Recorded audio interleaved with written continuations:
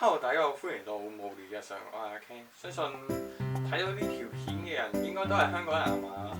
定係澳門人？總言之，有睇開 TVB 嘅人都知道有一個綜藝節目就係叫做《超級無敵獎門人》。簡單啲嚟講，就係呢個節目就會專門邀請啲明星去玩遊戲，或者俾主持人玩。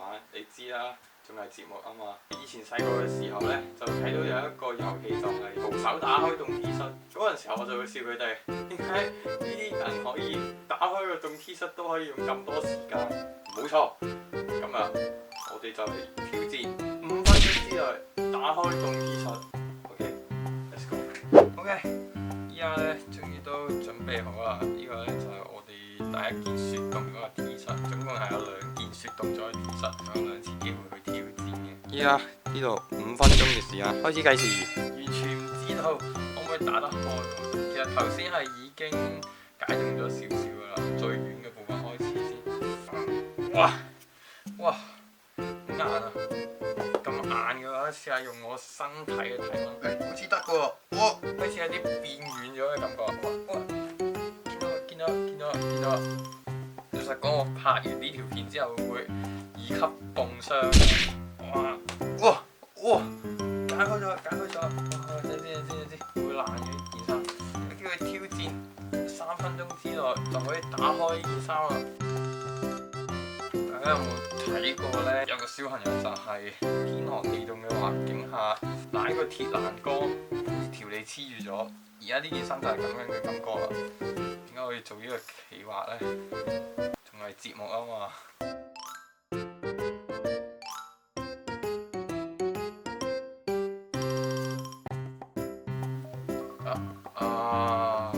仲未解晒喎，仲有好多地方都未解凍。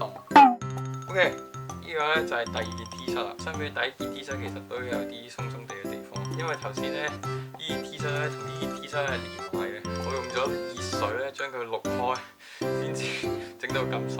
整呢件 T 恤真係好辛苦喎，首先要濕水。再雪凍佢，仲要確保呢2件衫係唔可以連埋嘅，先可以整到一件凍嘅 T 恤。有啲佩服當年嘅遊戲企劃啊，因為呢個已經有啲融融地嘅關係，我哋挑戰3分鐘開始。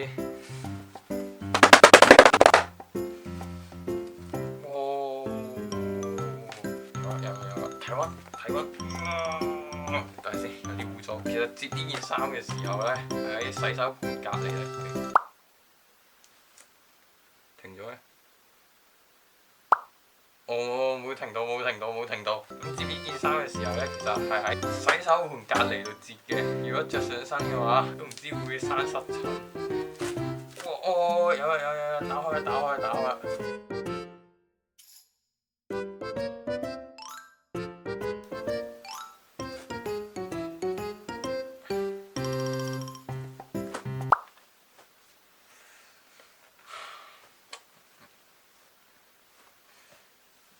喂，我哋又再一次失敗咗。